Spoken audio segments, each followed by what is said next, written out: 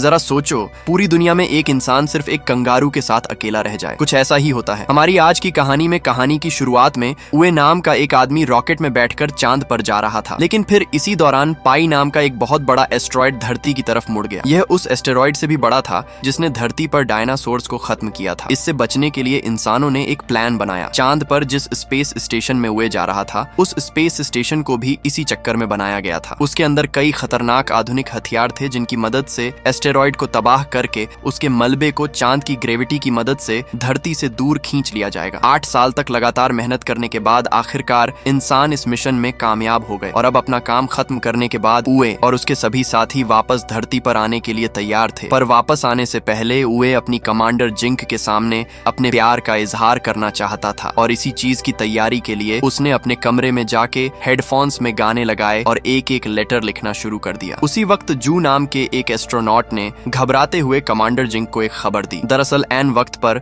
उनके हथियारों में कुछ गड़बड़ी हो गई थी। अगले आधे घंटे में पाई एस्टेरॉयड का सारा मलबा चांद पर गिरने वाला था। यह खबर मिलते ही कमांडर जिंग ने तुरंत ही स्पेस स्टेशन को खाली करने के ऑर्डर्स दे दिए, जिसके बाद सभी लोग पूरी रफ्तार से अपने अपने रॉकेट्स की तरफ भागने लग गए। लेकिन वहीं यूए अभी भी अपना लव लेटर लिखने में लगा हुआ था और कानों में लगे हेडफोन्स की वजह से उसे कोई वार्निंग अलार्म भी सुनाई नहीं दिया। पर कुछ ही मिनटों के बाद उसकी नजर पहले रॉकेट पर पड़ी, जिसे देखते ही वह पूरी रफ्तार से बेस स्टेशन की तरफ भागा। उस वक्त पर वहां 6 और रॉकेट्स मौजूद थे, जिन्हें देखकर उए को थोड़ी तसल्ली महसूस हुई। पर तभी अचानक से 5 रॉकेट्स एक साथ ही उड़ गए, जिसके बाद उए के पास सिर्फ एक आखिरी रॉकेट बचा था। उसने अपनी टीम के साथ संपर्क करने की कई नाकामयाब कोशिशें की, लेकिन फिर कोई दूसरा चारा ना दिखने पर उसने अपने रोवर को पूरी रफ्तार से भा लगाना शुरू कर दिया। पर तभी उसके रास्ते में एक बहुत बड़ा गड्ढा आया और उसका रोवर सीधा जाकर उस गड्ढे में गिर गया। जब तक वह उस गड्ढे से बाहर आ पाता, तब तक आखिरी रॉकेट भी उड़ गया और अब तक तो उस जगह पर एस्टेरॉयड का मलबा गिरना शुरू हो गया था,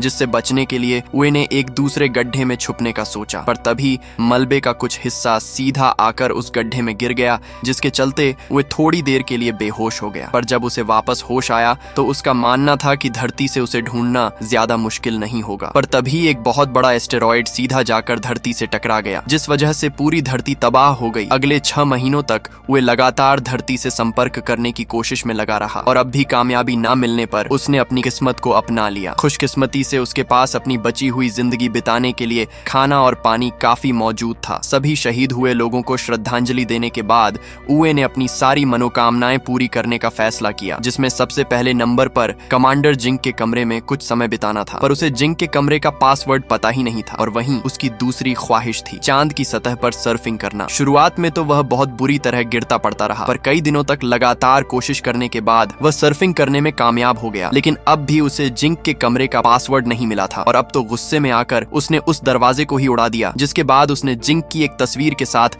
डेट पर जाने का फैसला किया, जिस दौरान उससे गलती से जिंक के चेहरे के ऊपर केचप गिर गया और इसी मौके का फायदा उठाते हुए उसने जिंक की तस्वीर को किस कर लिया। पर वो इस बात से अनजान था कि उस वक्त स्पेस स्टेशन की पूरी टीम उसे अपने नए हेडक्वार्टर्स से देख रही थी और उसकी यह हरकत देखकर सभी लोगों ने अपना मुंह मोड़ लिया।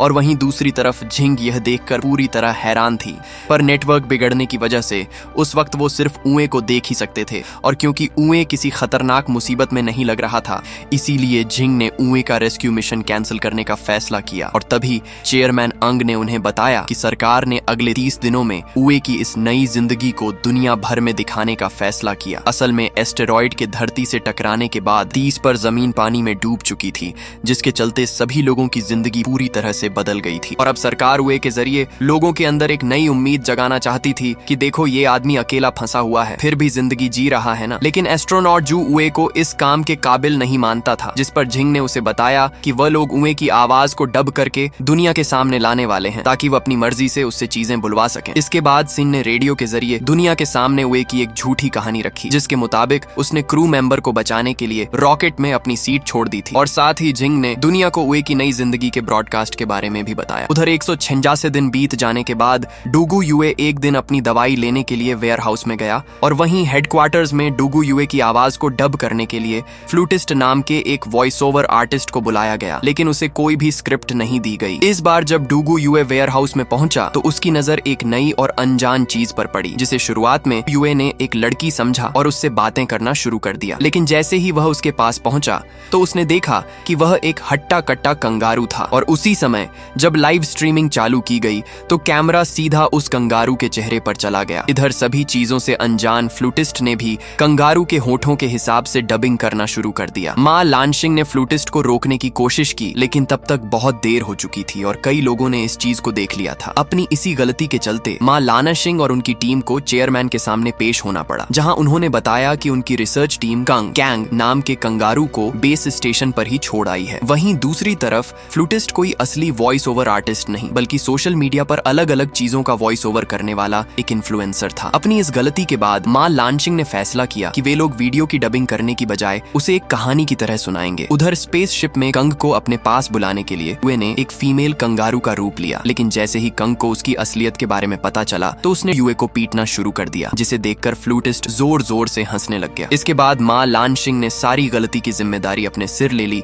और तभी उसे एक और खबर मिली कि स्पेसशिप में कंग और डूगू यूए के बीच एक फाइटिंग मैच होने वाला था। इसके बाद सभी लोग बड़े ध्यान से उस मैच को देखने लगे, लेकिन तभी कंग ने अपनी ताकत दिखाते हुए डूगू यूए को पेट में मारकर बेहोश कर दिया। उसकी इस हालत को देखकर मां लानशिंग ने डूगू यूए से बात करने की कोशिश की और जब होश आने पर उसने कम्युनिकेशन चैनल पर लाइंस देखी तो वह खुशी से रोने लगा। किसी को सुन न पाने के बावजूद भी उसे इस बात की खुशी थी कि धरती पर लोग जिंदा हैं। आपस में समझौता करने के बाद उन दोनों ने अपने रोवर में बैठकर टूटे हुए अपोलो 18 के पास जाने का फैसला किया, ताकि वे उसका इस्तेमाल लूनर स्टेशन तक पहुंचने के लिए कर सकें। वहां एक रॉकेट मौजूद था जिसकी मदद से वे वापस धरती पर जा सकते थे। इधर डूगू यूए ने अपनी पूरी ताकत लूनर रोवर को ठीक करने में लगा दी, जो उसकी मदद कर सकता था। इसके बाद डूगू यूए ने अपना पूरा ध्यान स्पेसक्राफ्ट को फिर से बनाने में लगा दिया, जिसे देखकर सभी लोग काफी हैरान थे। जब जिंग ने उसकी फाइल चेक की तो उसे पता चला कि असल में वह एक फ्लाइट डायनामिक्स इंजीनियर था, जो फिलहाल मेंटेनेंस डिपार्टमेंट में काम कर रहा था। यूए ने बताया कि उनके टूटे हुए इंजन की वजह से उनके रोवर की एक वेट लिमिट थी, जिसके चलते उसे कंग को वहीं छोड़कर आगे बढ़ना पड़ेगा, लेकिन फिर भी कंग उसे जबरदस्ती वापस अपने बेस पर ले आया। तभी यूए को याद आया कि वहां मौजूद एक हथियार को प्रोटोटाइप इंजन की तरह इस्तेमाल किया जा सकता है, लेकिन इसमें काफी ज्यादा खतरा था। इसके बावजूद भी कंग उसका साथ देने के लिए तैयार था। उसकी यह बात सुनकर एस्ट्रोनॉट जू ने पूरी टीम को बताया कि यह काम हो जरूर सकता है, लेकिन सूरज ढलने से पहले उसे बेस पर लाना काफी मुश्किल था, क्योंकि प्रोटोटाइप इंजन सोलर पावर से काम करता था। चांद का एक दिन धरती के 14 दिनों के बराबर होने के बावजूद अगर यूए उसे लगातार ड्राइव करता रहता तो भी वह वहां तक नहीं पहुंच पाता। सबका मानना था कि यह काम नहीं हो सकता, लेकिन सूरज ढलते ही यूए ने उल्टी दिशा में ड्राइव करना शुरू कर दिया। दरअसल वह सूरज की रोशनी से बाहर नहीं जा सकता था, क्योंकि चांद पर सूरज छिपते ही इतनी ज्यादा ठंड हो जाती है कि वह मर सकता था। यह देखते ही जिंग समझ गई कि यूए लगातार सूरज का पीछा करने वाला है, ताकि उसके पास पूरे 41 दिनों का समय हो जाए। लेकिन 28वें दिन ही कंग और यूए पूरी तरह से थक चुके थे और इसीलिए उन दोनों ने एक दूसरे को रस्सी से बांध लिया था। कई दिनों तक लगातार ड्राइव करने के बाद वो लोग आखिरकार इंजन तक पहुंच ही गए। वहां पहुंचते ही कंग ने लगातार एक बटन दबाना शुरू कर दिया, लेकिन खुशकिस्मती से वह कोई उलझुलूल बटन नहीं बल्कि इंजन चेक बटन था, और उसकी इन्हीं खतरनाक हरकतों की वजह से यूए ने उसे कैप्सूल के अंदर ही बंद कर दिया। इसके बाद वो दोनों वापस अपने बेस के लिए निकल गए, लेकिन रास्ते में कंग का कैप्सूल इंजन से अलग हो गया। और जब तक यूए को इस बात का एहसास हुआ तब तक काफी समय बीत चुका था। यूए जानता था कि अगर वह कांग को लेने के लिए वापस गया तो सूरज की रोशनी उसके हाथ से निकल सकती है। यूए ने एक बार तो कांग को वहीं छोड़कर आगे बढ़ने का फैसला किया, और उसकी इस हरकत को देखकर सभी लोग काफी हैरान थे। लेकिन कुछ ही मिनटों बाद वह पूरी रफ्तार से वापस कांग की तरफ मुड़ गया, और थोड़ी देर तक वापस चलने के बाद वह आखिरकार कांग तक पहुंच ही गया। लेकिन अब सभी कैलकुलेशन के बाद सबका मानना था कि वे लोग समय रहते वापस नहीं लौट पाएंगे। इसीलिए मां लानशिंग ने सभी लोगों को जल्द से जल्द लूनर डॉग को ढूंढने का आदेश दिया, ताकि उसकी बैटरी की मदद से यूए वापस अपने बेस तक पहुंच सके। इधर काफी समय से बिना सोए लगातार गाड़ी चलाने की वजह से यूए और कांग दोनों ही काफी ज्यादा थक चुके थे। तभी सूरज ढलने की वजह से अब उनके पास सिर्फ 5 घंटे की बैटरी बची थी, लेकिन तभी लूनर डॉग अचानक एक्टिवेट हो गया। हालांकि पावर सेविंग मोड में होने की वजह से वह उन दोनों को ढूंढ नहीं सकता था। उधर बेस से 55 किलोमीटर दूर बैटरी खत्म होने की वजह से कैप्सूल रुक चुका था और मजबूरन यूए और कांग को शिप से बाहर आना पड़ा। उधर एस्ट्रोनॉट जू ने लूनर डॉग का कंट्रोल अपने हाथ में लेकर उसे यूए तक पहुंचाने का फैसला किया, लेकिन रास्ते में ही बैटरी खत्म होने की वजह से लूनर डॉग एक बहुत बड़े गड्ढे में गिर गया, जिसे देखकर धरती पर सभी लोग बहुत निराश हो गए। उधर यूए और कांग तारों को देखते हुए आपस में बातें कर ही रहे थे कि तभी यूए एक बार फिर से मां लानशिंग की यादों में खो गया। थोड़ी देर बाद जब उसे होश आया तो उसने देखा कि कांग एक कांच की रिफ्लेक्शन का पीछा करते हुए इधर उधर भाग रहा था। इससे यूए को एक आइडिया आया और उसने कांग की पीठ पर एक स्लेज बांध दिया, जिसके बाद उसकी सर्फिंग प्रैक्टिस बहुत काम आई। अब वो दोनों बड़ी तेजी से आगे बढ़ रहे थे, लेकिन तभी उनके सामने एक बहुत बड़ा गड्ढा आ गया, जिसे पार करने के लिए यूए ने बड़ी चालाकी से नाइट्रोजन टैंक्स का इस्तेमाल किया। उसकी इस कामयाबी को देखकर धरती पर सभी लोग काफी खुश थे और अब उन सभी में एक नई उम्मीद जाग गई थी। दूसरी तरफ अपनी बहादुरी की वजह से यूए को धरती पर कई सम्मान मिले। उन्हें लेने के लिए चेयरमैन खुद जाया करते थे। तभी माँ लानशिंग ने चेयरमैन को बताया कि आने वाले 3 महीनों में कम्युनिकेशन लाइंस ठीक होने वाली हैं, जिसके बाद वे लोग यूए से संपर्क कर सकते हैं। धीरे धीरे चीजें वापस से ठीक होने लगी थी, लेकिन कोई यह नहीं जानता था कि पाई एस्ट्रॉयड का एक बहुत बड़ा हिस्सा अभी भी खतरा बनकर उन सभी का इंतजार कर रहा था। उधर यूए और कांग आपस में खेल रहे थे कि तभी कांग ने गलती से कुछ तारों को छू दिया, जिसके बाद यूए को स्क्रीन पर पिछली बार की तरह कुछ सिग्नल्स दिखाई दिए। ये देखकर अब यूए को लगने लगा कि शायद धरती पर कोई जिंदा नहीं बचा और शायद पहले भी कांग ने इसी तरह तारों से छेड़छाड़ कर दी होगी, तभी वो सिग्नल आए होंगे। ये देखकर यूए काफी उदास हो गया और उधर शेन ने अपनी पूरी ताकत से कम्युनिकेशन लाइंस ठीक करने का काम शुरू करवा दिया। कुछ दिनों बाद यूए ने कांग के लिए एक महिला कंगारू का खिलौना तैयार किया और खुद सब खत्म करने के लिए शिप से बाहर चला गया। अब यूए बहुत हताश हो गया था, इसीलिए माँ लानशिंग ने पूरी दुनिया को बताया कि असल में यूए क्या महसूस कर रहा है और साथ ही सभी लोगों से मदद मांगते हुए कहा कि अपने फोन की फ्लैशलाइट को चांद की तरफ मोड़ दें। उधर यूए जहाज से दूर अपना हेलमेट खोलने ही वाला था कि तभी उसकी नजर धरती से आ रही रोशनी पर पड़ी। ये देखते ही वह अपने घुटनों के बल बैठकर रोने लग गया। थोड़ी देर बाद बेस पर वापस जाकर जब यूए ने कम्युनिकेशन बटन ऑन किया तो वह आखिरकार अपने सभी साथियों की आवाज सुन पा रहा था। उन्होंने उसे धरती पर चल रही उसकी लाइव स्ट्रीमिंग के बारे में बताया, लेकिन इसके बावजूद यूए कुछ बोल नहीं रहा था। इसलिए सभी लोगों ने माँ लानशिंग को उसके सामने खड़ा कर दिया। उसके हेलो बोलते ही यूए काफी खुश हो गया। अगले कुछ दिनों तक सभी इंजीनियर्स ने यूए को उसका स्पेसक्राफ्ट सही करने में मदद की, लेकिन यूए खुश सिर्फ माँ लानशिंग को देखने के बाद ही होता था। और आखिरकार स्पेसक्राफ्ट तैयार होने के बाद एक रात यूए को माँ लानशिंग से अकेले बात करने का मौका मिल गया। इस दौरान उसने यूए को बताया कि उसने मेंटेनेंस डिपार्टमेंट सिर्फ और सिर्फ उसकी वजह से ज्वाइन किया था। असल में वह पहले इस डिपार्टमेंट में काम करने के लिए तैयार नहीं था, लेकिन तभी उसकी नजर पास से गुजर रही माँ लानशिंग पर पड़ी और उसे देखते ही वह उससे प्यार कर बैठा। अब उसने सोच लिया था कि चाहे कुछ भी हो जाए, चांद पर तो वह जाएगा और इसी लड़की के साथ रहना है तो रहना है। जिसके बाद वह मेंटेनेंस डिपार्टमेंट में छोटा सा काम करने के लिए भी तैयार हो गया। उसकी यह बात सुनकर माँ लानशिंग ने भी उसे बताया कि उस दिन रॉकेट में बैठते वक्त उसने यूए को भागते हुए देख लिया था, लेकिन अफसोस वह उस वक्त उसका इंतजार नहीं कर सकती थी। उनकी इस बातचीत की वजह से किसी का भी ध्यान धरती की तरफ बढ़ रहे एस्ट्रॉयड के ऊपर नहीं गया। अगले दिन कांग और यूए अपने घर वापस आने के लिए पूरी तरह तैयार थे और अपनी टीम की मदद से उन्होंने आखिरकार स्पेसक्राफ्ट को सही सलामत लॉन्च भी कर लिया। यह देखकर सभी लोग काफी ज्यादा खुश थे, क्योंकि यूए और कांग चांद पर 923 दिन बिताने के बाद आखिरकार स्पेस स्टेशन में पहुंच गए थे। तभी जू ने एक अर्जेंट मीटिंग बुलाकर सभी को पाई एस्ट्रॉयड के उस बड़े हिस्से के बारे में बताया जो तेजी से उनकी तरफ बढ़ रहा था। वहीं चेयरमैन का मानना था कि सिर्फ एक ही इंसान उन्हें इस खतरे से बचा सकता है, क्योंकि उसके जहाज का इंजन अपने आप में एक हथियार था। वह इंसान कोई और नहीं बल्कि यूए ही था। ये सुनते ही माँ लानशिंग कंट्रोल रूम में गई और लाइव स्ट्रीमिंग को बंद कर दिया, जिसकी वजह से सभी लोग काफी हैरान थे। लेकिन इससे पहले कि वह यूए से बात करती, उसे पहले ही इस खतरे के बारे में पता चल चुका था। असल में उसने हेडफोन के जरिए उनकी सारी बातें सुन ली थीं। अब वह जानता था कि मिसाइल्स में इंजन ना होने की वजह से उसे खुद उन मिसाइल्स को एस्ट्रॉयड से टकराना पड़ेगा और मिसाइल के एक्टिवेट होने से पहले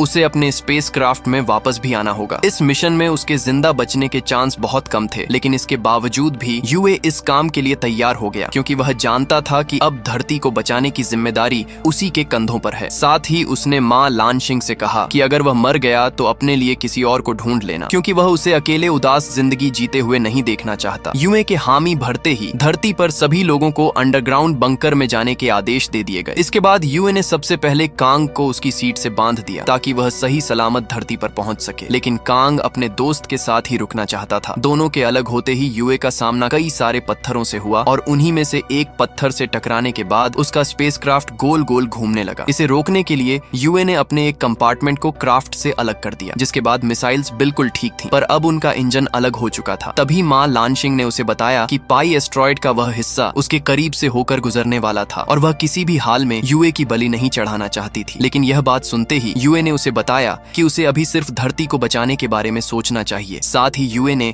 अपने जहाज को एस्ट्रॉयड की तरफ मोड़ दिया और लाइव स्ट्रीम शुरू करने को कहा। इसके बाद उसने मिसाइल्स को डिटैच करते हुए सभी लोगों का धन्यवाद किया। साथ ही उसने बताया कि वह हमेशा सोचता था कि या तो आगे वाले मरेंगे या फिर पीछे वाले, लेकिन बीच में काम करना सबसे सुरक्षित है। लेकिन आज वह धरती और उस एस्ट्रॉयड के बीच में खड़ा था। इसके बाद वह मां लानशिंग का पसंदीदा गाना गाते हुए पूरी रफ्तार से एस्ट्रॉयड की तरफ बढ़ने लगा, जिसे देखकर मां लानशिंग के साथ साथ सभी लोग रोने लगे। यूए के एस्ट्रॉयड के पास पहुंचते ही मां लानशिंग ने मिसाइल्स का बटन दबाने की कोशिश की, लेकिन उस वक्त उसके दिमाग में सिर्फ यूए के साथ बिताए हुए कुछ पल घूम रहे थे। तभी यूए ने उसे उसकी जिम्मेदारी याद दिलाते हुए बटन दबाने को कहा। इसके कुछ ही सेकंड बाद एक बहुत बड़ा धमाका हुआ और वह एस्ट्रॉयड छोटे छोटे टुकड़ों में बिखर गया। वो छोटे छोटे टुकड़े धरती से टकराते हुए तारों की तरह लग रहे थे, जिन्हें लाखों लोगों के साथ साथ कांग भी देख सकता था। तभी भीड़ में मौजूद एक लड़के ने अपनी छोटी बहन को बताया कि आज वे लोग अपने घर सिर्फ मून मैन की वजह से जा पाएंगे। अगले 10 सालों में सभी की मेहनत की वजह से धरती वापस सही हो चुकी थी। तभी स्पेस प्रोग्राम की नई चेयरमैन लस्सी ने सभी को बताया